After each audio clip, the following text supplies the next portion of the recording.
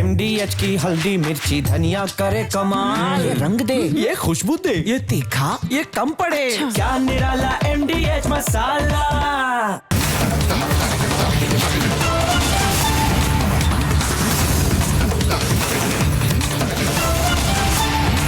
पूछता है भारत को प्रेजेंटिंग MDH सुपर हीट को powered by Romson dignity symphony Meghdoot.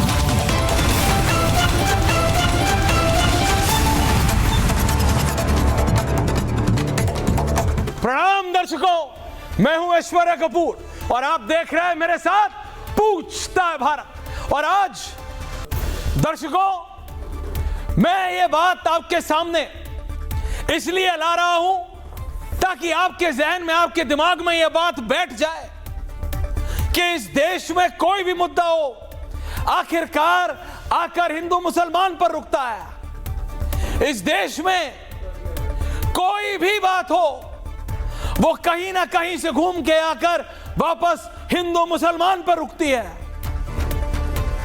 इस पूरे सप्ताह, पूरे द कंप्लीट वीक आपने कोई और मुद्दा सुना? SIR हिंदू मुसलमान, घुसपैठिए हिंदू मुसलमान, कोई दीप नहीं जलने देना चाहता, दीपक हिंदू मुसलमान, वंदे मातरम हिंदू मुसलमान। क्या इस देश में कोई और मुद्दे नहीं है? क्या इस देश का विपक्ष यह भूल गया है कि वो विपक्ष क्यों है? राहुल गांधी जी, जिसने भी आपको यह समझाया है कि 99 सीटें लेके आप लीडर ऑफ ऑपोजिशन नहीं, नेता प्रतिपक्ष नहीं, प्रधानमंत्री हैं, वो आपका सबसे बड़ा दुश्मन है। सबसे बड़ा विपक्ष के नेता का सबसे बड़ा काम यह है कि प्रेम शुक्ला की पार्टी को चेक में रखे, प्रधानमंत्री से सवाल पूछे, गृह मंत्री से सवाल पूछे, हर एक मंत्री को कटघरे में खड़ा करे, एक नहीं 10-10 बार सवाल पूछे। अगर सरकार बोलती है कि हमने इतने करोड़ घरों तक बिजली पहुंचाई, इतने करोड़ घरों तक पानी पहुंचाया, सड़क पहुंचाई, गांव में अब 14 घंटे बिजली आती है, तो विपक्ष के हर एक सांसद का यह काम है चेक तो करे। पर कहां चेक करेंगे राहुल गांधी? कोलंबिया में जाके, थाईलैंड में जाके, वियतनाम में जाके, कि यूरोप में जाके? उसके लिए गांव में जाना पड़ता है, टूरिज्म नहीं करना पड़ता। उसके लिए गांव में जाके देखना पड़ता है कि आखिरकार भारत का गांव होता कैसा है। अगर बीजेपी कह रही है वहां पानी आया है, तो जाके देख तो लो महान आदमी कि पानी आया भी है कि बीजेपी वाले ऐसे ही बोल रहे हैं। अगर नितिन गडकरी खड़े होके ये बोलते हैं कि मैं इतनी सड़कें बना रहा हूं, कभी एक बार जाके देखो तो। कभी पूछा तुमने, कभी पूछा तुम्हारे नेताओं ने, कभी पूछा किसी ने कि भैया तुमने बोला था मध्य प्रदेश के, महाराष्ट्र के, उत्तर प्रदेश के, हरियाणा के, बिहार के, छत्तीसगढ़ के, झारखंड के इन गांवों में सड़कें पहुंची। अरे गजेंद्र सिंह शेखावत से पूछ लेते कि भैया हर घर जल की बात थी, पानी आया कि नहीं आया? इलेक्शन कमीशन अपना काम कर रही है। इलेक्शन कमीशन कह रही है कि हम चेक करना चाहते हैं कि प्रेम शुक्ला जी के घर में कितने लोग हैं।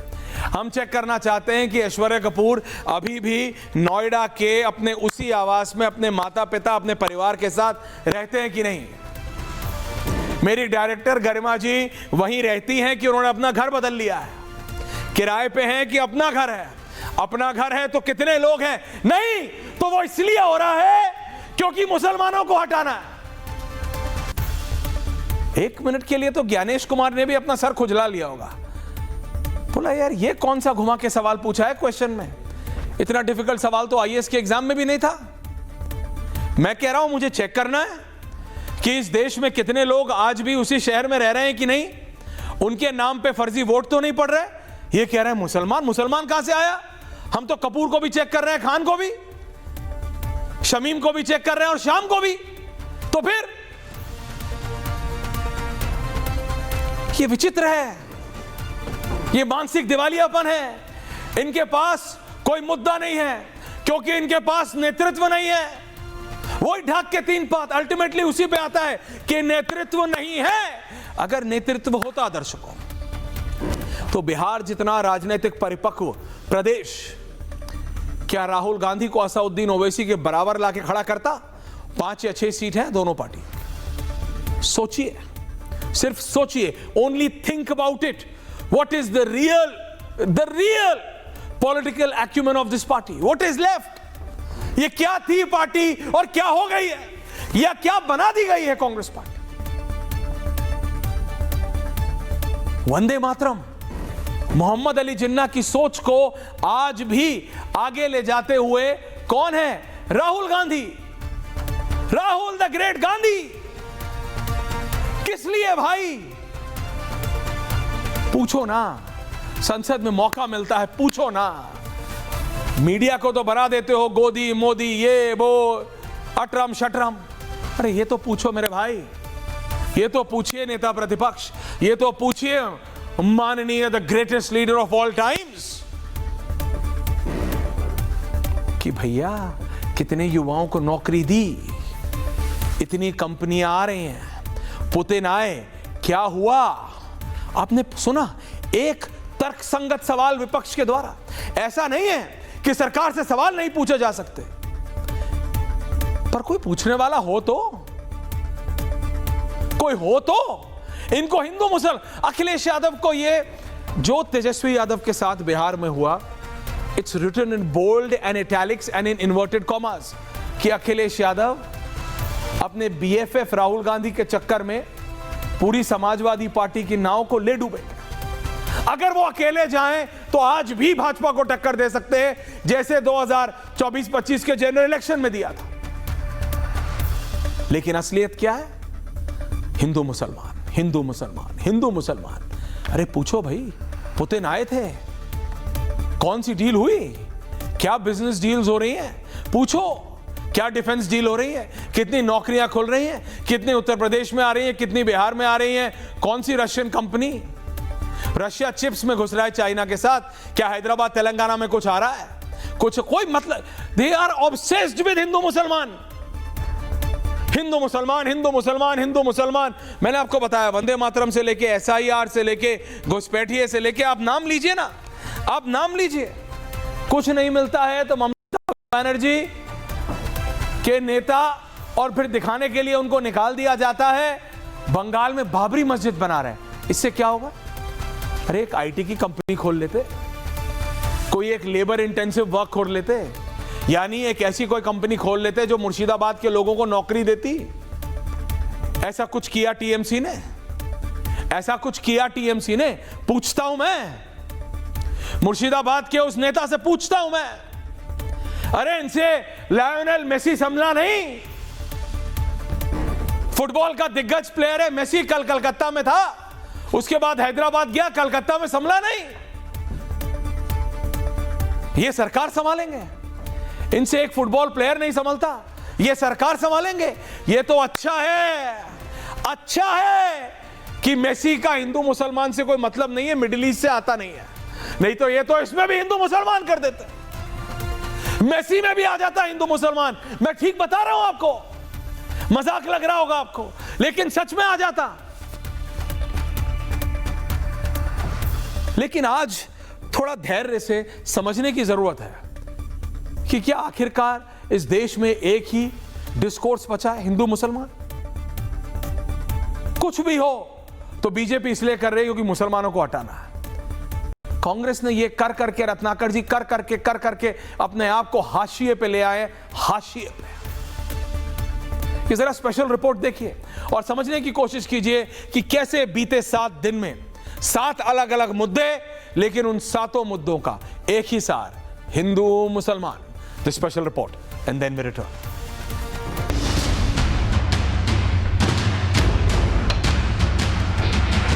देश के सियासी सिक्के के दोनों पहलुओं का समरसता, सद्भाव और एकजुटता पर अपना अपना दावा है, और यही हिंदुस्तान की सियासत का सबसे स्याह सच है। एक सच ये भी है कि आरोपों से एजेंडे बनाए जाते हैं, लेकिन नियत का पर्दा तो चुप्पी हटाती है।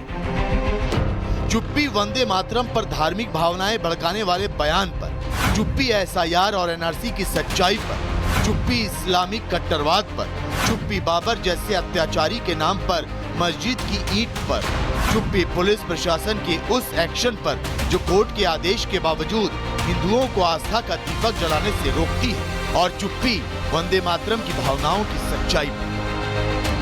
बीते पूरे सियासी हफ्ते में हर मुद्दे में हिंदू और मुसलमान ढूंढने की पूरी कोशिश की गई। विपक्ष मुसलमानों को टारगेट करने का आरोप लगाता रहा, तो वहीं सत्ता पक्ष ने एंटी सनातन और तुष्टीकरण वाला पलटवार किया। ऐसे में सवाल है कि क्या विपक्ष हर मुद्दे में तुष्टीकरण वाली सियासत करता है?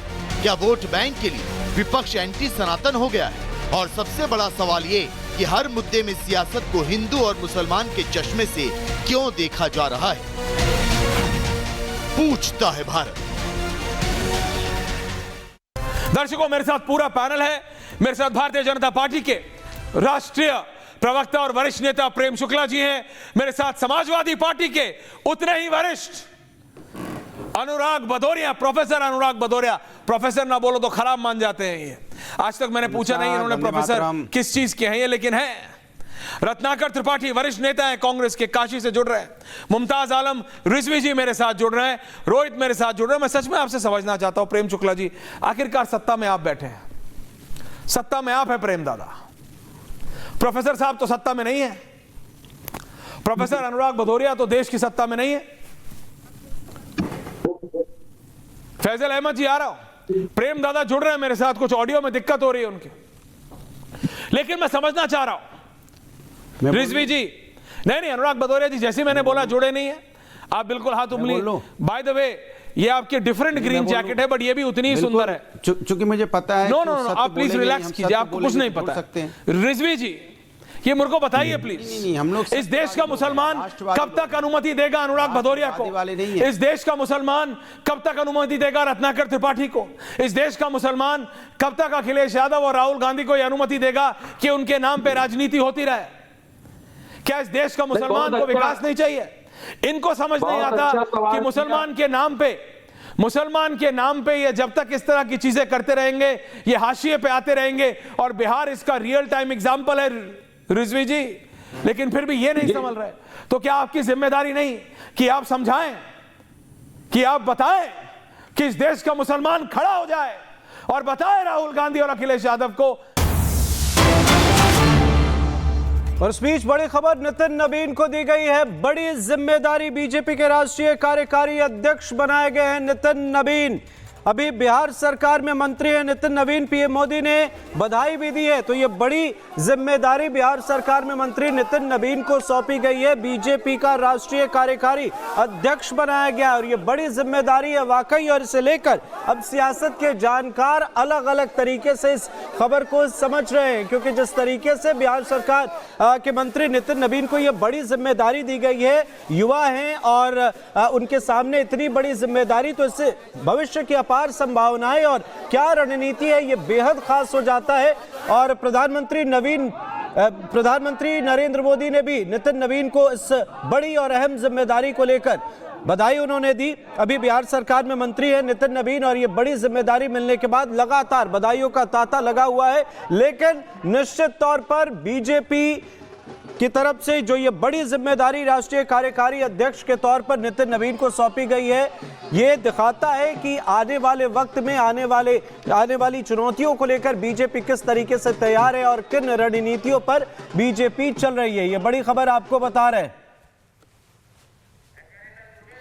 और इस खबर पर तमाम अपडेट्स और इसके क्या सियासी पहलू निकलकर सामने आएंगे, हमारे वरिष्ठ सहयोगी ऐश्वर्य कपूर हमारे साथ जुड़ रहे हैं। सर, इस खबर को कैसे देखते हैं आप? बड़ी जिम्मेदारी मिली है नितिन नवीन को।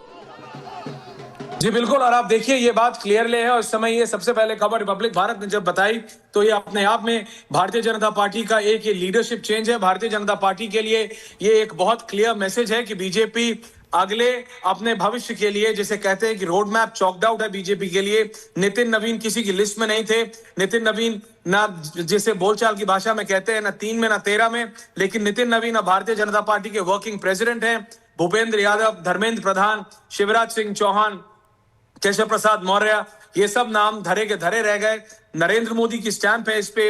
ये बात बहुत की जाती है कि बीजेपी की अगली पीढ़ी को तैयार कैसे किया जाएगा, कौन करेगा, तो ये इसका क्लियर एग्जाम्पल है कि नरेंद्र मोदी और अमित शाह सिर्फ बोलते नहीं, दे इंप्लीमेंट ऑल्सो, वो करते भी हैं। और ये साफ दिख रहा है जिस तरीके से अब भारतीय जनता पार्टी ने एक युवा, एक रियल पॉलिटिकल युवा, 45-46 साल के हैं, 4 बार के विधायक हैं, 3 बार के मंत्री हैं, इनके पिता भी बड़े बीजेपी के नेता थे।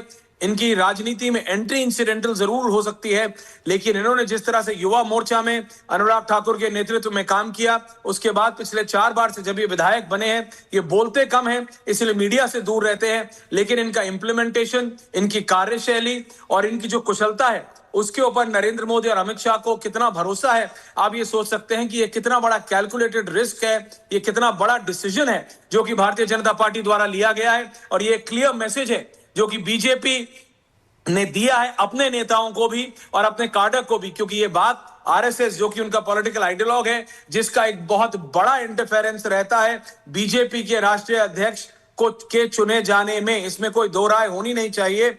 वो हमेशा से ये बात कहते रहे कि सरकार आप चला रहे हैं, इलेक्शन आप जीत रहे हैं नरेंद्र मोदी के नाम और पॉपुलैरिटी पे, अमित शाह की स्ट्रैटेजी पे, लेकिन पार्टी का क्या, कार्डर का क्या। सरकार आप वहां पे तभी पहुंचे हैं जब कार्डर स्ट्रांग हुआ है।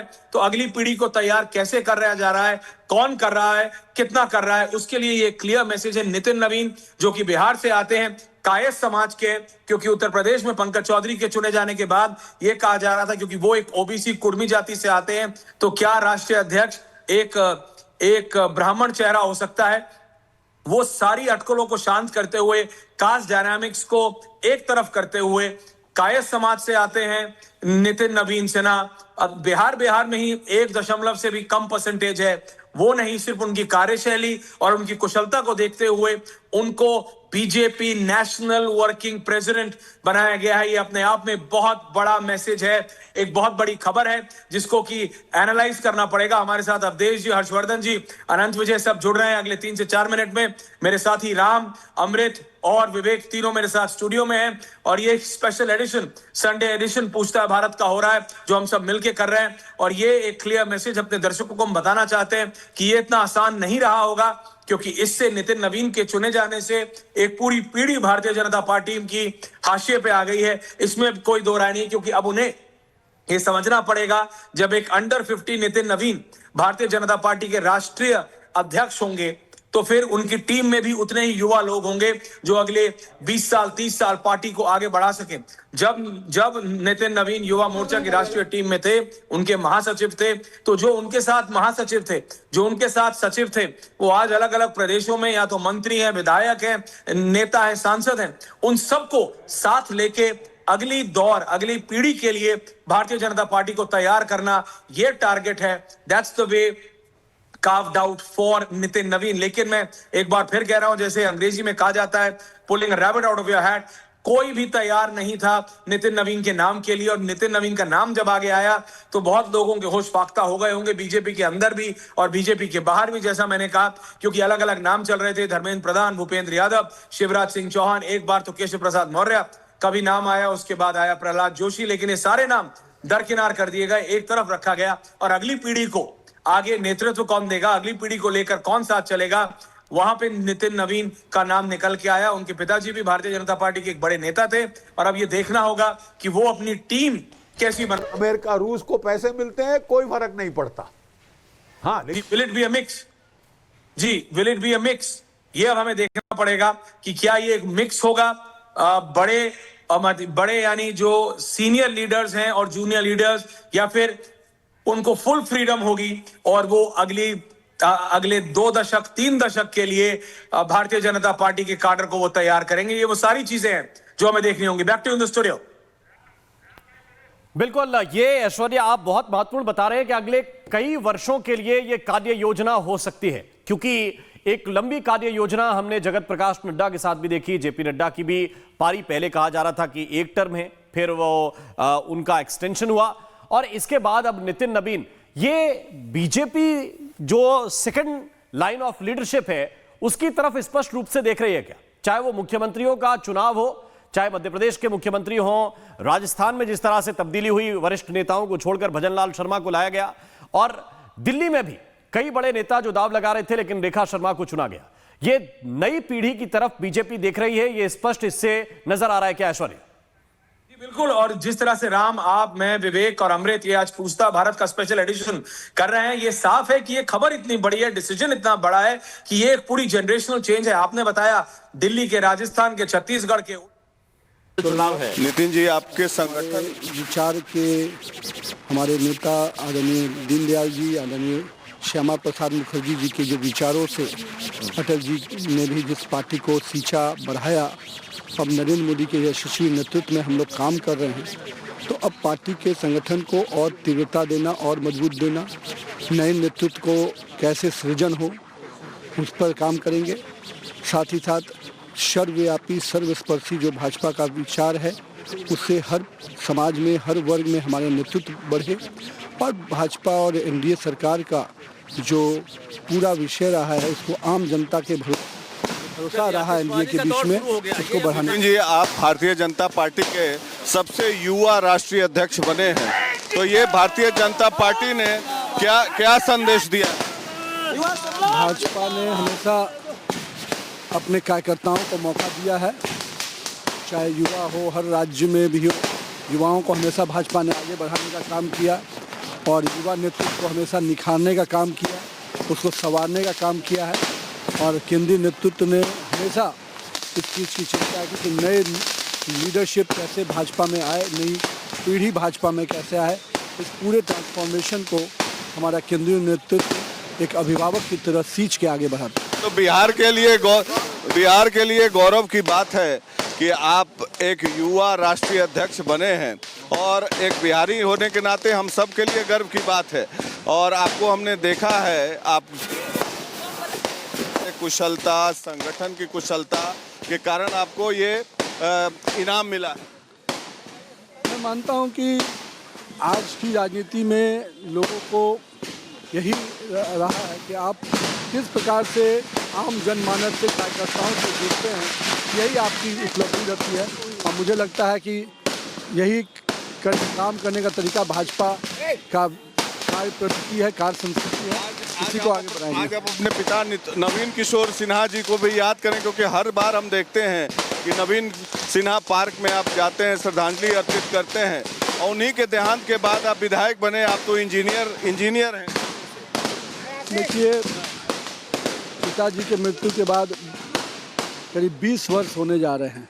कहीं ना कहीं पार्टी ने पूरा सिखाया, पार्टी ने सब कुछ आगे बढ़ने के रास्ते दिखाए, और मैं तो हमेशा कहता हूं कि मुझे कार्यकर्ताओं ने और पार्टी ने सिखाया है। आज पहला कॉल किसका आया था? आज मैं तो सभी नेतृत्वकर्ता का धन्यवाद देता हूं। नितिन नवीन जी हमारे साथ बताइए। अभी तो पार्टी का नेतृत्व का डिसीजन जैसा होगा वैसा खबर जल्दी बस नवीन जी हमारे साथ हैं। नितिन जी, भूमिका में अब आप बढ़ेंगे किस तरह से?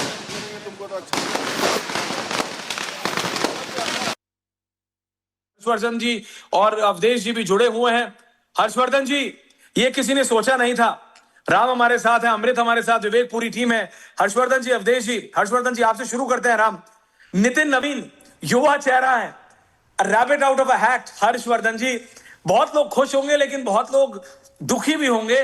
ये एक डिसीजन है जिससे राम एक ऐसा मैसेज जाएगा कि पूरी बीजेपी के अंदर भी एक पीढ़ी हाशिए पे आ जाएगी। हर्षवर्धन जी, नितिन नवीन ने कहा जनरेशनल चेंज है, वो अपनी टीम में भी जनरेशनल चेंज लाएंगे, तो कहां जाएंगे वो सारे नेता जो बीजेपी में हैं? हर्षवर्धन जी। देखिए ऐश्वर्या भाई, मैं पिछले 1 साल से अधिक समय से 2024 लोकसभा चुनाव से पहले आपके भी साथ मैंने कहा होगा, और मैं लगातार एक शब्द इस्तेमाल करता हूं कि भारतीय जनता पार्टी पीढ़ीगत परिवर्तन के दौर से गुजर रही है। और मैं ये भी कहता था कि जो अटल आडवाणी के बाद, चूंकि अटल जी तो बीमार हो गए थे, आडवाणी जी के बाद 2009 के बाद संघ ने तय किया था, और अचानक नितिन गडकरी आए थे। नितिन गडकरी भी राष्ट्रीय स्तर के कोई नेता नहीं थे, ये ध्यान में रखने की बात है, और उनको महाराष्ट्र के प्रदेश अध्यक्ष से, वो भी वहां पथ निर्माण मंत्री थे, पीडब्ल्यूडी मिनिस्टर थे, और उनको अचानक राष्ट्रीय अध्यक्ष बना दिया जाता है। अब नितिन जी उस तरह से अध्यक्ष के तौर पर सफल नहीं रहे, ये सच है। उनके समय में सबसे ज्यादा यूपी में खराब प्रदर्शन रहा, लेकिन नितिन गडकरी उसी योजना के तहत आए थे।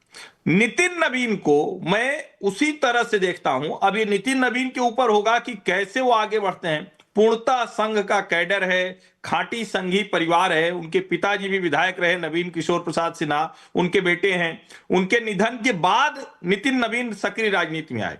और देखिए, छवि नितिन नवीन की बड़ी अच्छी है। मतलब जो लोग भी हैं, मेरा 2015 विधानसभा चुनाव के दौरान उनसे मिलना हुआ था, तो उनकी जो छवि है वो भी बड़ी अच्छी है। ओवरऑल अगर कहें तो निश्चित तौर पर हम सबको चौंकाया है। ये नाम आया तो सबको चौंकाया है। लेकिन एक बात, 11 से 14 जब वो युवा मोर्चा में अनुराग ठाकुर जब अध्यक्ष थे, उनके वो महासचिव थे राम।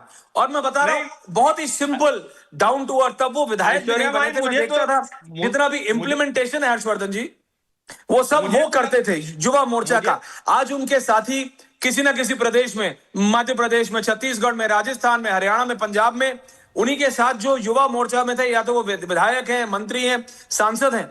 क्या ये मतलब किसी ने सोचा नहीं था अवधेश जी? पहले तो सरप्राइज है, पहले तो 5 मिनट पढ़ना पड़ा। कार्यकारी राष्ट्रीय अध्यक्ष, वो पर्चे को 3 बार पढ़ा। हर्षवर्धन जी आप हंस रहे, मैं रियली बोल रहा हूं। राम उस समय स्टूडियो में थे, हमने पढ़ा। अमृत विवेक सबने 2 बार पढ़ा कि भाई सही पढ़ रहे हैं ना। ये सच था। कार्यकारी राष्ट्रीय अध्यक्ष राम, किसी ने सोचा नहीं था राम ये हो जाएगा। अवधेश जी, मैं मंदिर में था, मुझे किसी ने फोन किया कि आपने खबर नहीं, वो नितिन नवीन अध्यक्ष हो गए। मैंने कहा नितिन नवीन अध्यक्ष, नाम तो था नहीं। तो मुझे पहले थोड़ी देर के लिए बोले आप अब जरा मोबाइल खोलिए, किसी को फोन लगाइए। हाँ बिल्कुल। तब तक तो मेरे पास मोबाइल पर मैसेज आ गया कि नितिन नवीन अध्यक्ष हो गए। देखिए ऐसा है कि अभी इसका पूरा मूल्यांकन होने में थोड़ा समय लगेगा कि प्रधानमंत्री नरेंद्र मोदी और गृह मंत्री अमित शाह ने क्या क्या सोचा है। ये तो दिखाई दे रहा है कि एक 45 साल के व्यक्ति को, जिसका कोई ठोस जातीय ऐसा आधार नहीं, जिसका देशव्यापी कोई मत हो, अरे कास्ट लोगों बहुत संख्या कम है, जिसकी बहुत डिग्री भी नहीं है, 12वीं पास है, और राष्ट्रीय स्तर पर युवा मोर्चा में प्रदेश के अध्यक्ष, और उसमें एक काम किया है, लेकिन वो बहुत ज्यादा उसका अभी फलक भी स्पष्ट नहीं है।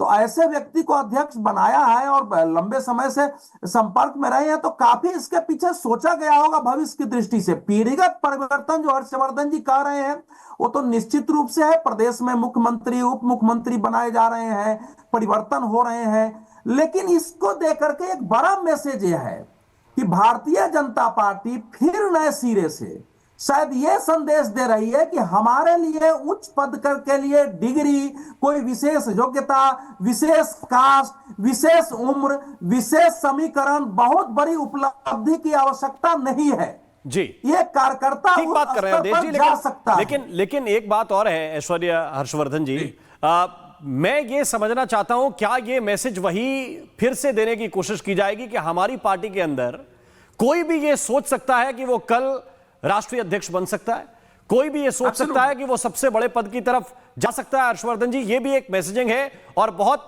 मुखरता के साथ ये मैसेजिंग है कि सिर्फ वो टॉप लीडरशिप में आप अध्यक्ष मत ढूंढिए, पार्टी का कोई भी कार्यकर्ता ये स्वप्न देख सकता है कि एक दिन वो राष्ट्रीय अध्यक्ष बनेगा।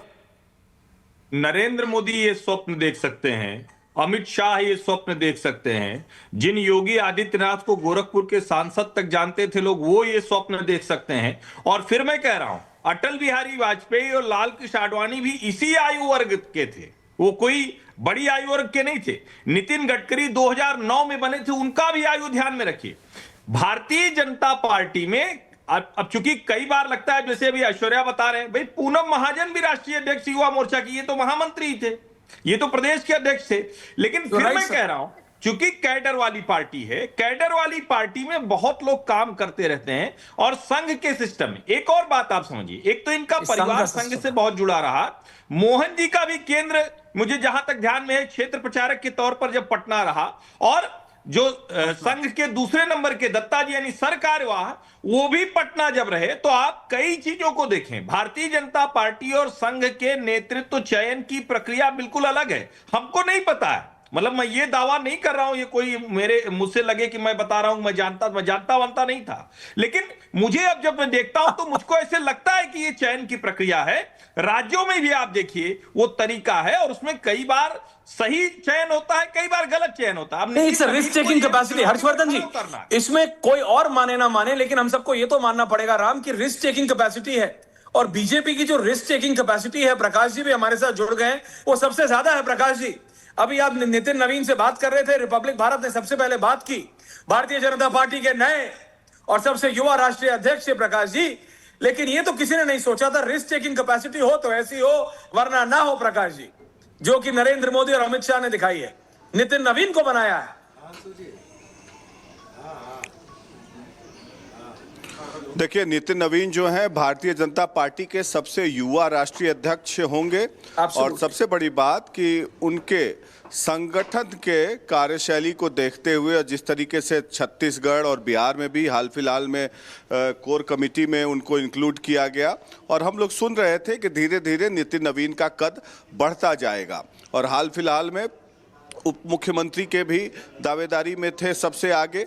लेकिन इस तरीके से राष्ट्रीय अध्यक्ष बनाना ये दर्शाता है कि इनकी कार्यकुशलता और कार्य क्षमता कैसी। हमारे साथ नितिन नवीन फिर जुड़ गए हैं। एक बार एक सेकंड नितिन जी, आपको पूरा देश देख रहा है और इसे किस रूप में लेते हैं आप कि सबसे युवा राष्ट्रीय अध्यक्ष बने हैं? आप लाइव है अभी आर भारत चैनल पे हमारे। मैं अपने केंद्रीय नेतृत्व माननीय प्रधानमंत्री जी, माननीय राष्ट्रीय अध्यक्ष जी, माननीय गृह मंत्री जी, माननीय रक्षा मंत्री जी, केंद्रीय अपने पार्लियामेंट्री बोर्ड के सभी सदस्यों को विशेष धन्यवाद देता हूं जिन्होंने मुझ पर भरोसा किया। एक कार्यकर्ता के रूप में काम करने के में उनका मार्गदर्शन हमें हमेशा मिला है और उनके नेतृत्व को हम लोगों ने हमेशा काम करते हुए बहुत कुछ सीखा है। आज पार्टी ने भरोसा किया है तो निश्चित रूप से उस भरोसे को आगे बढ़ाने का प्रयास करेंगे, और जिस प्रकार का हमारा नेतृत्व का भरोसा पूरे देश में जनता के बीच में है, हमारा संगठन भी उसी प्रकार से विस्तार करे। जहां एक और संगठन का विस्तार वहीं कार्यकर्ता का विकास, ये निश्चित रूप से हम दोनों ही विषयों पर प्रयास करेंगे। और सर्वव्यापी सर्वस्पर्शी जो हमारा संगठन का विचार रहा है, समाज के हर वर्ग में नेतृत्व को पैदा करना, समाज के हर क्षेत्र में नेतृत्व को आगे बढ़ाना, ये जो मूल विषय भारतीय जनता पार्टी का हमारा शीर्ष नेतृत्व का रहा है। हमारे विचार परिवार के हमारे नेता आदरणीय दीनदयाल जी और श्यामा प्रसाद मुखर्जी जी ने जो अंत्योदय के सपने को साकार करने के लिए पूरे काम किया, उस सपने को भारतीय जनता पार्टी लगातार नरेंद्र मोदी के नेतृत्व में आगे बढ़ा रही है। और हमारा भी प्रयास है कि हम संगठन में भी उस सरकार की योजनाओं को, सरकार के कार्यों को, जिन राज्यों में हमारी सरकार है, कब से 20 राज्यों में एनडीए की सरकार है, करीब 13 राज्यों में भाजपा की अपनी सरकार है, तो सर्वव्यापी और सर्वस्पर्शी संगठन के साथ साथ हमारे केंद्र और राज्य की योजनाएं भी वहां तक पहुंचे, इसके दृष्टि से भी संगठन को मजबूत करें। ये आपके लिए बड़ा भावुक क्षण है आज पिता नवीन किशोर सिन्हा जी को किस रूप में याद करते हैं? 2005 में देहांत हुआ उनका, बड़े नेता थे भारतीय जनता पार्टी के, उनके शूज में आपने स्टेप किया और आज राष्ट्रीय अध्यक्ष बन गए आप। मैं अपने पिताजी को स्मरण करता हूँ। मैंने तो उनको काम करते हुए नहीं देखा, लेकिन उनके कार्य के बारे में घर में रहकर जो समझा और कार्यकर्ताओं ने मुझे काम करना सिखाया, हमारे मार्गदर्शन, हमारे नेतृत्वकर्ता ने मुझे हमेशा गाइड किया, और वही कारण है कि आज पार्टी ने इतना भरोसा मुझ पर जताया है। और मैं अपने पिताजी को निश्चित रूप से आज के दिन जहां स्मरण करता हूं, इतना ही कहूँगा कि पिताजी ने जो भाव से अपने संगठन को लिया था, मैं उसी भावना के साथ संगठन को। सौम्य सरल व्यक्तित्व के हैं नितिन जी, हमने देखा है 20 साल से, और उम्मीद है कि पार्टी के सभी कार्यकर्ता को आप लेके चलेंगे, इसीलिए हो सकता है आपका चयन किया गया हो। भारतीय जनता पार्टी में हमने देखा है कि नीचे से ऊपर कैसे उठते हैं लोग। अगली चुनौती क्या है? बंगाल और यूपी खासकर बड़ी चुनौती, असम और तमिलनाडु में भी चुनाव होने वाले। हम अपने केंद्रीय नेतृत्व का निश्चित रूप से पूरा मार्गदर्शन और नेतृत्व जो हम लोग को मिला है, हम लोग पूरी तरह से बंगाल और असम दोनों ही राज्यों में बेहतर रिजल्ट के साथ, और बंगाल में बदलाव का समय आ गया है।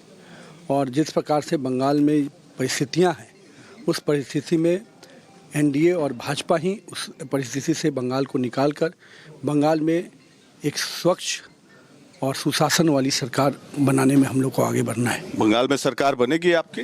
निश्चित रूप से हम लोग उसी में प्रयास करेंगे। निवेदिता सिंह जी बधाई दे रहे हैं। तो ये प्रकाश सिंह बात कर रहे थे। नितिन जी, नितिन जी ये बताइए कि क्या आज आपको बधाइयों का तांता लगा हुआ है, तो सबसे पहला फोन किसका आया? पार्टी के सब लोग का नेतृत्व का है, हमारे प्रधानमंत्री जी का आशीर्वाद है हमारे। बहुत बहुत धन्यवाद नितिन नवीन जी, आपको बहुत बहुत शुभकामनाएं। प्रकाश, और ये बिहार के लिए बड़ी गर्व की Prakash is excited, he is elated. तो प्रकाश बात कर रहे थे, राम हर्षवर्धन जी सुना आपने, वो ऑलरेडी बात कर रहे हैं बंगाल की, वो ऑलरेडी बात कर रहे हैं कि मेरे को लग रहा है बहुत सारे लोग मार्गदर्शक मंडल में दोबारा जाने वाले हैं, मेरे को ऐसा लग रहा है, मैं बता रहा हूं बीजेपी में। And I am just not talking about 1 or 2 leaders. Awadhesh ji आप हंस रहे हैं, बट ये मैसेज है, ये मैसेज है राम और विवेक, ये क्लियर मैसेज है कि किस तरह से नई टीम तैयार होनी है। ऐश्वर्या जी मैसेज है, लेकिन मैसेज संगठन को अनुभवी और युवा दोनों के संतुलन बनाकर आगे ले चलने की है। मार्गदर्शक मंडल तो फेल हो गया, यद्यपि पार्टी ने उसको संविधान का भाग बना दिया था। मार्गदर्शक मंडल बाहर मजाक था, लेकिन पार्टी के कॉन्स्टिट्यूशन का पार्ट था मार्गदर्शक मंडल। उन लोगों ने काम नहीं किया, उनकी भूमिका थी सबसे ऊपर नाम आता था। तो इस समय मैं ये मानूं कि किसी को वो स्थिति नहीं होगी, टीम बनेगी, उस टीम में कई नए चेहरे होंगे, लेकिन पुराने लोगों I have a different view. Please आप बताइएगा कि मैं गलत हूं। बीजेपी को आप मेरे से पहले से देख रहे हैं, लेकिन हर्षवर्धन जी इसमें एक डायनामिक चेंज आने वाला है। ये कोई नॉर्मल डिसीजन नहीं है, it is an abnormal decision for an abnormal target. ये एक एबनॉर्मल डिसीजन है for an abnormal target which Narendra Modi wants to achieve, और इसमें अब कोई डाउट नहीं रहना चाहिए। कोई डाउट नहीं रहना चाहिए ऐश्वर्या जी, और जो आप कह रहे हैं मैं उससे सहमत हूं। भारतीय जनता पार्टी जहां खड़ी है, 100 साल का संघ जहां खड़ा है, इससे आगे उसे बहुत अलग तरीके से सोचना पड़ेगा।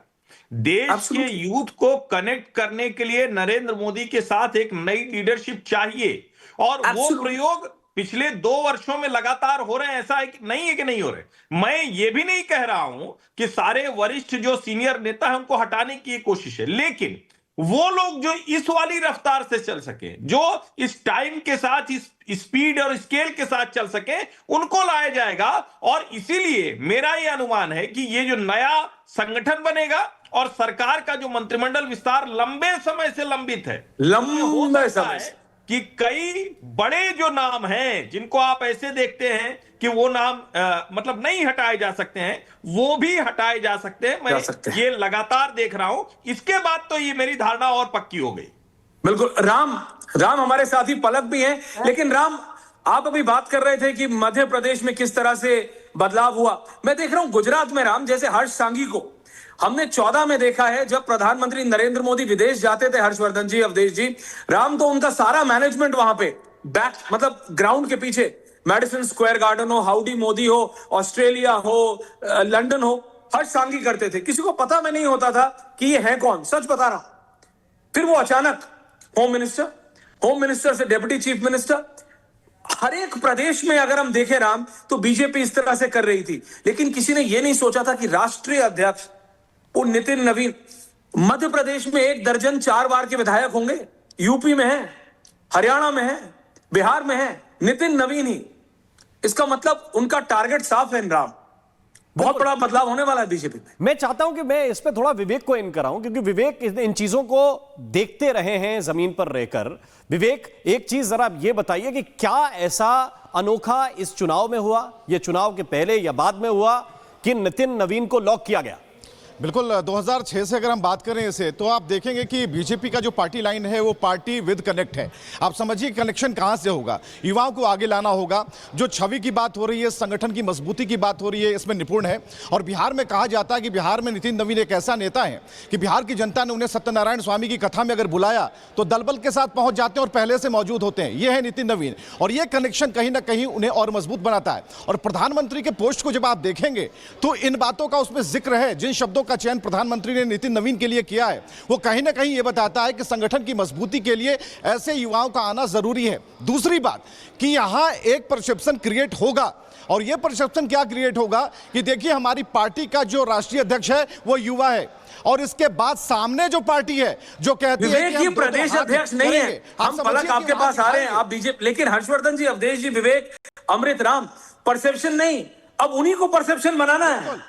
अब ये राष्ट्रीय अध्यक्ष हैं, he is the main man. आप एक पिक्चर सोचिए, राम, नितिन नवीन बीच में बैठे होंगे, सीधे हाथ पे प्रधानमंत्री, उल्टे हाथ पे अमित शाह, एक तरफ राजनाथ सिंह, दूसरी तरफ गडकरी, बाकी और जब नितिन नवीन कमरे में घुसेंगे तो प्रधानमंत्री भी खड़े होंगे।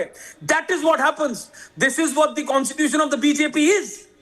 हर्षवर्धन जी आ रहा हूं, लेकिन सोचिए दर्शकों, जब नितिन नवीन आएंगे कमरे में तो सबको खड़ा होना होगा।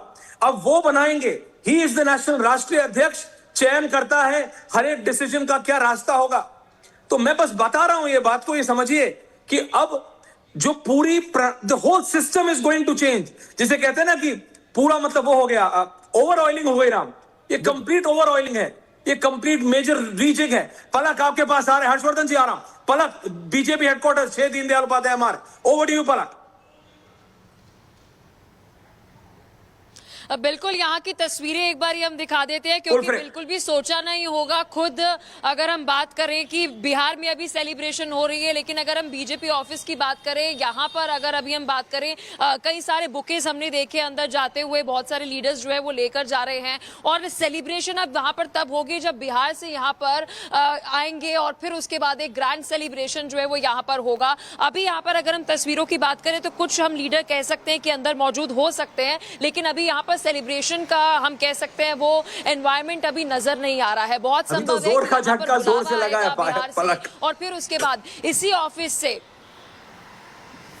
Absolutely, because politically speaking Ram ये बड़ा झटका है। आप समझिए मेरी बात को, हम किन नामों की बात कर रहे थे, शिवराज सिंह चौहान, भूपेंद्र यादव, धर्मेंद्र यादव, फिर कहा कि उत्तर प्रदेश में कुर्मी आ गए हैं, एक कुर्मी चेहरा चुना गया है, तो यहां पे एक ब्राह्मण चेहरा हो सकता है, प्रहलाद जोशी बाजी मार सकते हैं। इसमें नितिन नवीन किसी ने सोचा नहीं। सोचिए risk taking capacity Awadhesh ji, risk taking capacity Narendra Modi की, अमित शाह की रिस्क टेकिंग कैपेसिटी तो देखिए कितना रिस्क ले रहे हैं, को तैयार है। नहीं, आप प्रदेशों में भी देखेंगे तो जिस संख्या में विधायक पिछले 6 से 7 सालों में जो चेहरे आए हैं उठाकर, वो भी लोगों को चौंकाने वाले रहे हैं। कई बार पार्टी में स्थानीय नेताओं में असहजता होती है। बिहार की यात्रा में था तो जनता में सरकार का विरोध नहीं था, लेकिन पार्टी के लोगों से बात करते तो कई जगह लगता था कि पार्टी हार रही है चुनाव, जनता के बीच जाने पर लगता था कि जीत रही है। तो जाहिर है कि ये एक इस दौर से नरेंद्र मोदी ऐसी जगह ले जाना चाहते हैं जबकि वो पार्टी को छोड़े तो पार्टी के पूरी पीढ़ी आत्मविश्वास के साथ उस स्थान पर बैठ के काम करती रहे जहां की पार्टी जैसे कहा कि 50 वर्ष तक हम राज्य करेंगे। उन्होंने अभी हाल में ही बयान तो दिया ही था ना कि नई पीढ़ी से ज्यादा लोगों को राजनीति में आना चाहिए। तो फिर अपनी पार्टी में उस पीढ़ी के लोगों को लाके जो उनकी समझ के अनुसार आगे नेतृत्व कर सकता है वो ला रहे हैं। देखिए, जो आप कह रहे हैं भारतीय जनता पार्टी में निश्चित रूप से अभी जो भारतीय जनता पार्टी का केंद्रीय कार्यालय और शायद कल वो आएंगे तो कल या रात में, मुझे पता नहीं है कार्यक्रम उनका है कि नहीं, उसके बाद होता तो शायद सुरक्षा वगैरह करा हो गया होता, कल होगा। ये तो मैं नहीं मानता हूं कि एकदम से मना लिया जाएगा, ऐसा होता नहीं। अवधेश जी अब वो भारतीय जनता पार्टी के राष्ट्रीय अध्यक्ष हैं, अब उन्हें कमर्शियल एयरलाइंस की जरूरत नहीं है। He is moving on chartered, वो रात को 2 बजे दिल्ली पहुंच रहे हैं हर्षवर्धन जी। अब चार्टर्ड, अब देखिए राम अब यही फर्क है। अब नितिन नवीन अभी तक थे, अब now he doesn't need to wait for a commercial airliner. Chartered खड़ा है पटना के हवाई अड्डे पे, ही विल रीच दिल्ली। रात को 2 बजे वो दिल्ली पहुंच रहे हैं और रात ही को वो गृह मंत्री अमित शाह से भी मिल रहे हैं और आधे दर्जन और नेताओं से आज ही रात को मिल रहे हैं। कल वो सुबह 6 दीनदयाल उपाध्याय मार्ग पे होंगे। राम आप कुछ बोलना चाह रहे थे? नहीं, मैं एक बात खाली कहना चाहता हूं हर्षवर्धन जी से इस सवाल के साथ कि कई बार ऐसा होता है कि जो वरिष्ठ लोग हैं, ऐसा लगता है कि वो जिंदगी का अपना 80-90% तो साबित कर चुके हैं। क्या अब वो 10% के लिए 100% मेहनत करेंगे या 110% मेहनत करेंगे? एक 45 साल का नौजवान जब आता है और उसको आप इतनी बड़ी जिम्मेदारी देते हैं जिसके लिए वो पूरी तरह से तैयार है कि नहीं, नितिन नवीन खुद भी ये सवाल पूछ रहे होंगे अपने आप से जब उनको ये जिम्मेदारी दी गई। अब वो 45 साल का नौजवान जिसको सब कुछ साबित करना है, जिसको सब कुछ साबित करके दिखाना है, तो ये कितना बड़ा फैक्टर होता है, ये मैं इसलिए पूछना चाहता हूं कि आप चाहे उत्तर प्रदेश में देखिए जिनको प्रदेश अध्यक्ष पहले बनाया गया, आप मध्य प्रदेश में देखिए जो संगठन का प्रदेश अध्यक्ष बनाया गया, इससे पहले जो वीडी शर्मा थे उनको तुरंत दायित्व दे दिया गया, जबकि रेस में नरोत्तम मिश्रा से लेकर न जाने कितने नाम खड़े हुए थे हर्षवर्धन जी, और उन्होंने साबित करके बताया। पिछली बार देखिए 150 के ऊपर भारतीय जनता पार्टी को लेकर गए। तो ये कितना बड़ा फैक्टर होता है कि अब मुझे सब कुछ साबित करना है, पार्टी ने नेतृत्व दिया है, तो एक नाम नितिन नवीन भविष्य में बड़ा जाना जाए। नहीं, देखिए, एक तो ये कि नितिन नवीन ने अभी तक जो कुछ रहा है उसको साबित किया है, इसमें कहीं कोई भ्रम नहीं है, कोई कंफ्यूजन नहीं है, और नो नॉनसेंस लीडर हैं वो, कैडर वाले व्यक्ति हैं, संगठन वाले व्यक्ति हैं। और एक चीज समझिए, जब हम कह रहे थे कि अब कुर्मी बन गया उत्तर प्रदेश में, तो हालांकि पंकज चौधरी इस मामले में उतना संभावनाएं नहीं जगाते हैं, क्योंकि वो कोई प्रदेश का दौरा कर लेंगे, सब कुछ कर लेंगे, वो नहीं दिखता है ऐसा। गोरखपुर से ही वो क्यों बनाया वो पार्टी जानती होगी, लेकिन नितिन नवीन में संभावनाएं हैं। और एक बात समझिए, कायस्थ समाज, जब हम कहते हैं कि वहां कुर्मी बना यहां ब्राह्मण बनेगा, ये जरूरी थोड़ी ना है। कायस्थ समाज भारतीय जनता पार्टी के साथ बिना किसी शर्त के लगातार जुड़ा रहा, और डॉक्टर राजेंद्र प्रसाद की भूमि है। एक दिन मैंने कहा कि कांग्रेस के लोगों ने छोड़ दिया, बीजेपी वाले भी याद नहीं करते हैं, कायस्थ समाज से लीडरशिप देना पूरे देश में। मैं फिर कह रहा हूं, जरूरी थोड़ी ना है कि आप जो धक्का मारता रहे वहीं जाएं।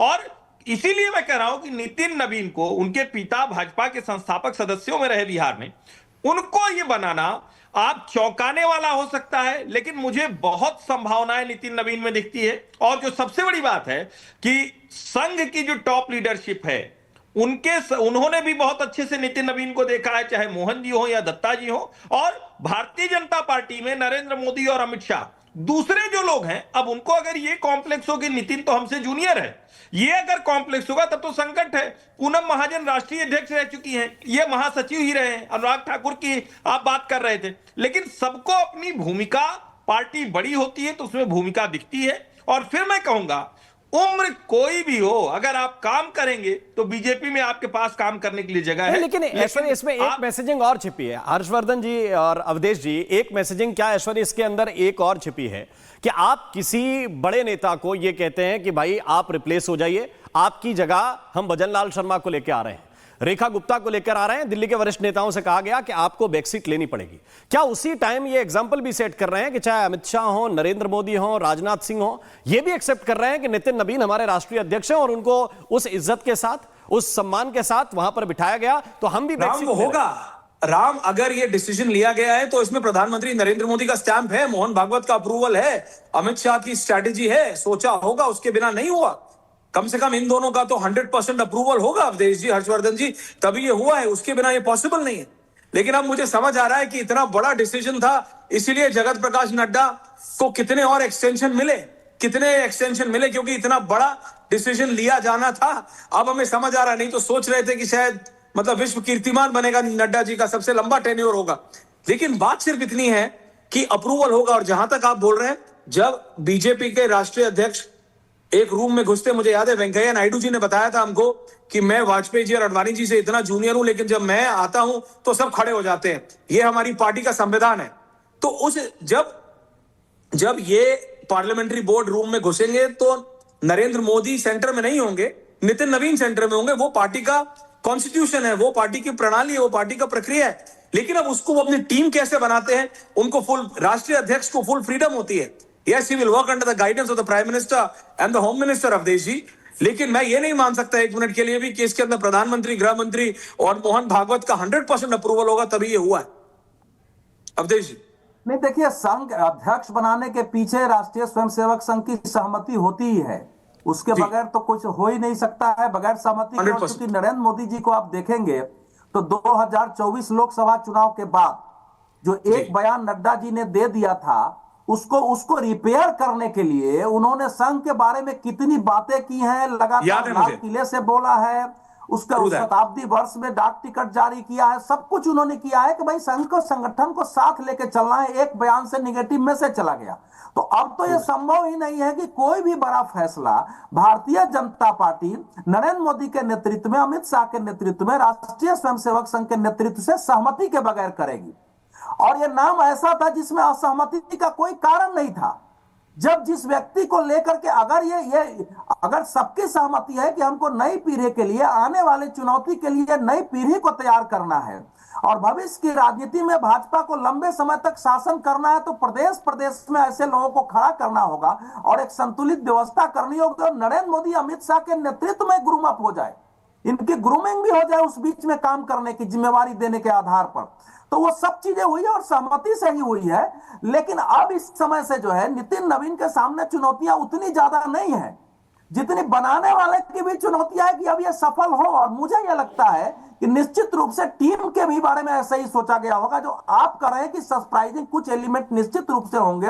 हो सकता है प्रदेशों में भी जो बदलाव कुछ हुए हैं या कुछ लोगों के जो अध्यक्ष बनने की संभावना थी नहीं बने हैं, उनमें से कुछ केंद्र में ऐसे लोगों को लाया जाए और आने वाले समय के लिए भारतीय जनता पार्टी को तैयार किया जाएगा, क्योंकि जो चैलेंजेज है वो बड़े हैं। राहुल गांधी का सामना करना और बंगाल में सवाल पूछा हर्षवर्धन जी, अमृत बंगाल में सवाल पूछा विवेक, लेकिन नैरेटिव में चैलेंज हो जा रहा है। want to specify only network Harshvardhan ji 30 minute के अंदर 2 इंटरव्यू किए हमने भारतीय जनता पार्टी के नए वर्किंग नेशनल प्रेसिडेंट के।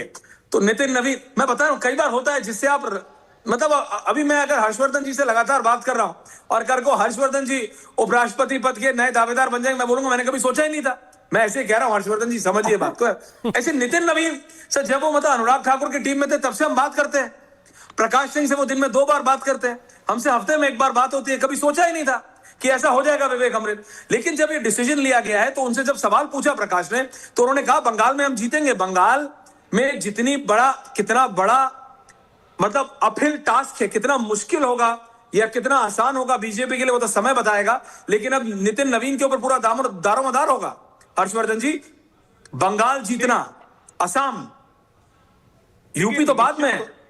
निश्चित तौर पर। और नितिन नवीन के बारे में संगठन के काम के तौर पर उनकी कुशलता की बात की जाती है, लेकिन भारतीय जनता पार्टी में संगठन के कुशल बहुत लोग हैं। अब सवाल यह है कि नितिन नवीन उनमें से किन लोगों को चुनकर बंगाल में लगाते हैं। सुनील बंसल पहले से वहां दायित्व में है, इसको भी समझिए। सुनील बंसल वहां डेरा डाले हुए हैं, मंत्री के तौर पर भूपेंद्र यादव वहां लगातार बैठ के ले रहे हैं। और बंगाल में आपको कुछ तो अलग करना पड़ेगा। अमित शाह लगातार वहां उन चीजों की रणनीति बनाते रहे, 3 से 77 पहुंचे हैं। आपके लिए उर्वर बहुत है, बाबरी मस्जिद की नींव मुर्शिदाबाद में रख दी गई है, आपके लिए उर्वर बहुत समय है। एसआईआर की वजह से बांग्लादेशी घुसपैठिए छोड़ कर बंगाल भाग रहे। भारतीय जनता पार्टी के लिए बहुत उर्वर समय है। नितिन नवीन ने अगर ये काम कर दिया तो जिसको कई बार कहते हैं ना, नड्डा जी तो यशस्वी अध्यक्ष होकर गए, अब नितिन नवीन के लिए यह पहला बड़ा अवसर है। अगर ये कर ले गए, अगर ये हो गया, क्योंकि लंबे समय से ये चल रहा है, जब से प्रभारी बने थे, अमित शाह अध्यक्ष बने थे, तब से वो सारी चीजें देख रहे हैं, तो मुझे लगता है बहुत बड़ा बदलाव होगा। और आप इसको यूं भी समझिए, बंगाल की भूमि पर जहां जनसंघ के संस्थापक डॉक्टर श्यामा प्रसाद मुखर्जी वहां से आते हैं, वहां की भूमि पर अगर भाजपा सरकार बनाने में कामयाब होती है तो कितनी बड़ी उपलब्धि होगी, कितना। जिस पॉलिटिकली स्पीकिंग हर्षवर्धन जी, अवधेश जी, जिस मतलब राजनेता कभी पीछे मुड़ के नहीं देखता, हार हो या जीत हो, कम से कम राहुल गांधी के अलावा मैं बाकी सबके लिए कह सकता हूं कि वो पीछे मुड़ के नहीं। बिहार तो जीत चुके थे, बिहार तो अच्छे से जीता है, बिहार तो जीता है, यूपी आने वाला है, बंगाल आने वाला है। नितिन नवीन, आपने कहा सिर्फ अकेले नहीं है नितिन नवीन। नहीं, लोकसभा चुनाव में ऐश्वर्या जी, लोकसभा चुनाव में धक्का लगा लेकिन बीजेपी बैठी नहीं। लोकसभा चुनाव में धक्का लगा और उसके बाद विधानसभा की तैयारी शुरू कर दिया उसके साथ से, और फिर परिणाम मैं बोलूं नितिन नवीन, आई एम सेइंग नितिन नवीन, क्योंकि बहुत ज्यादा एनालिसिस होगा। पूरा मीडिया ये जो अपने आप को ये जो लुटियन जोन वाले कहते हैं हर्षवर्धन जी, ये जो शाम को बैठ के ये जो मतलब एनालिसिस करते हैं ना, सिप करके एनालिसिस, इनको समझ नहीं आएगा। ये समझ नहीं पाएंगे कि आखिरकार हुआ क्या। सर खुजला जब आपको और हमको 2 बार आंखें मलनी पड़ी देखने के लिए फोन में मैसेज, भैया ये सच में ये वर्किंग प्रेसिडेंट है।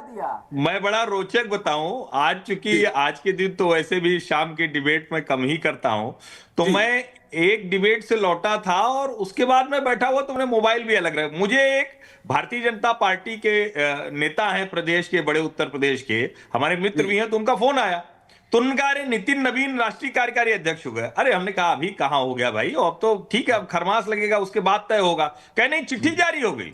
अच्छा, और रोचक मैं आपको बताऊं, अरुण सिंह लखनऊ में थे, मुझे जहां तक ध्यान में, अरुण सिंह थे लखनऊ में और उनके नाम से चिट्ठी जारी हो गई। आप जरा वहीं पे साइन कर दिए हैं। चिट्ठी रख के गए थे या लखनऊ में साइन हुई? पटना की। एब्सोल्युटली यू आर राइट, क्योंकि जब मैंने साइन देखा तो मैंने कहीं भैया मतलब राम एआई का जमाना है, अमृत विवेक, मुझे लगा फेक तो नहीं है, चेक करा, लेकिन इट वाज अमेजिंग। विवेक, आप कुछ कहना चाह रहे हैं? आज 14 तारीख है, देखिए कितना बढ़िया मुहूर्त है कि कल दिसंबर 15 है और जनवरी के 15 तक कोई शुभ काम नहीं करते हैं ऐश्वर्य, इसलिए 14 तारीख को ही सब कुछ कर दिया गया।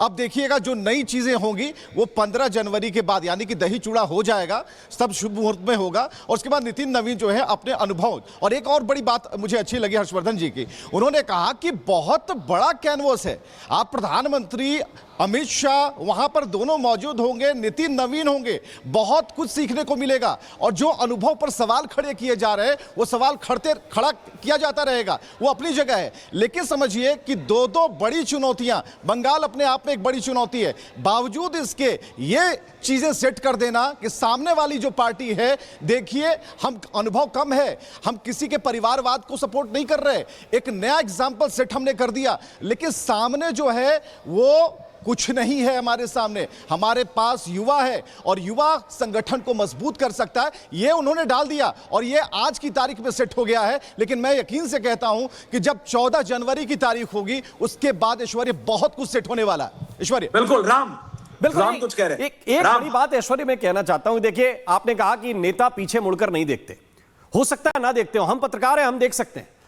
अगर लालकृष्ण आडवाणी ये डिसीजन नहीं लेते कि एक 50-51 साल का ऐसा व्यक्ति जिसके पास शासकीय अनुभव जीरो है वो एक प्रदेश का मुख्यमंत्री बन सकता है, उम्र मेरे ख्याल से 50-51 से ज्यादा नरेंद्र मोदी की नहीं रही होगी जब बिहार का दायित्व दे दिया गया। सब ये पूछ रहे थे कोई प्रशासनिक अनुभव नहीं है, शासन चलाने का अनुभव नहीं है, लेकिन 50 साल के व्यक्ति को अगर उस वक्त वो दायित्व लालकृष्ण आडवाणी, अटल बिहारी वाजपेयी ने नहीं सौंपा होता तो गुजरात को ना अच्छा मुख्यमंत्री मिलता, ना देश को एक बड़ा प्रधानमंत्री मिलता। ये अगर आप चिन्हित नहीं करेंगे युवा लीडरशिप को, और मुझे लगता है कि नरेंद्र मोदी उसी चीज से सिंचित होकर निकले हैं, जिस फसल में इस तरह का पानी लगा हो वो जानता है कि कैसे खेती उपजाई जाती है, खासतौर से युवाओं के अंदर कैसे भरोसा जताया जाता है। ऐश्वर्य एब्सोल्युटली, बिल्कुल, और इसी पे अब हम समाप्त करते हैं और एक बहुत छोटे से ब्रेक के बाद वापस आ रहा है। लेकिन हर्षवर्धन जी, अवधेश जी, राम, विवेक, अमृत, पलक, कई मजा आएगा क्योंकि the only network to get 2 interviews in the last 30 minutes of the new BJP national president is Republic Bharat। हमारे साथी प्रकाश ने पिछले 30 मिनट में 2 बार बात की नितिन नवीन से। अब वो सिर्फ बिहार सरकार के मंत्री नहीं, हमारे मित्र नहीं, वो अब भारतीय जनता पार्टी के राष्ट्रीय अध्यक्ष हैं। इट्स अ जेनरेशनल चेंज, एक पूरी पीढ़ी बदल रही है बीजेपी में। और अगले, जैसे अभी विवेक बता रहे थे राम, अगली 15 यानी 15 जनवरी के बाद कई बड़े निर्णय लिए जाने हैं। देखते हैं कौन कहां रहता है। बहुत बहुत धन्यवाद आप सबका, थैंक यू वेरी मच, नमस्कार। अब आया असली स्वाद, अब आया स्वाद। जब स्वाद के पड़े हो लाले तो MDH का चंकी चाट मसाला डालें। MDH का चंकी चाट मसाला। MDH